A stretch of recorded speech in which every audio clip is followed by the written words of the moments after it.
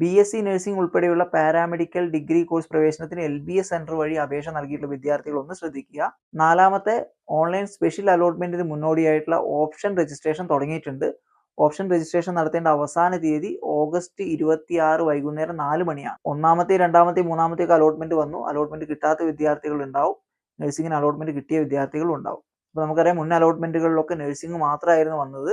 ഇപ്പം മറ്റ് paramedical degree കോഴ്സുകൾ കൂടി വന്നിട്ടുണ്ട്. അതായത് MLTയും BPTയും ഒപ്റ്റോമെട്രിയും അതുപോലെ ഡയാലിസിസ് ടെക്നോളജി, അങ്ങനെയുള്ള ഒരുപാട് പാരാമെഡിക്കൽ ഡിഗ്രി കോഴ്സുകൾ കൂടി ഇതിലേക്ക് ആഡ് ചെയ്ത് വന്നിട്ടുണ്ട്.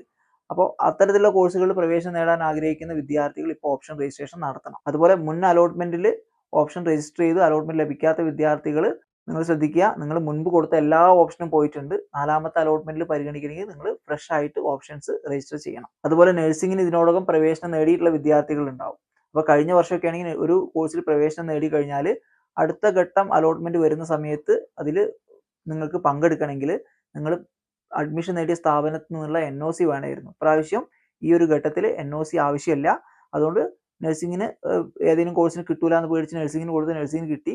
ഇനി മറ്റേതെങ്കിലും കോഴ്സിലേക്ക് പ്രവേശനം മാറ്റി ചിന്തിക്കുന്ന ആളുകൾ ഉണ്ടെങ്കിൽ നിങ്ങൾക്കും ഓപ്ഷൻ രജിസ്റ്റർ ചെയ്യാം.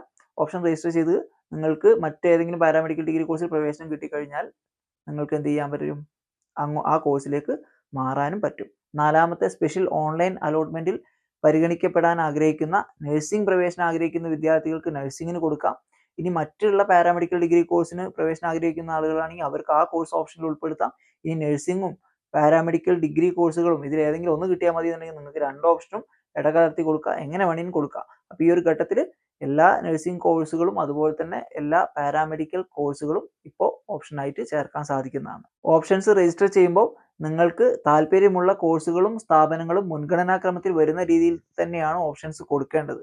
അതുപോലെ നിങ്ങൾക്ക് അലോട്ട്മെന്റ് ലഭിച്ചാൽ നിങ്ങൾ പ്രവേശനം നേടുന്ന കോഴ്സുകളും സ്ഥാപനങ്ങളും മാത്രം ഓപ്ഷനിൽ ഉൾപ്പെടുത്തുക. ഓഗസ്റ്റ് 26 വൈകുന്നേരം 4 മണി വരെ ഓപ്ഷൻസ് രജിസ്റ്റർ ചെയ്തതിന് ശേഷം ഓഗസ്റ്റ് 27 തന്നെ അലോട്ട്മെന്റ് വരും. അപ്പോൾ വീണ്ടും പുതിയൊരു വിഷയമായിട്ട് പുതിയൊരു വീഡിയോയിൽ കാണാം. അതുവരെ എല്ലാവരോടും ഒരിക്കൽ കൂടി നന്ദി, നമസ്കാരം.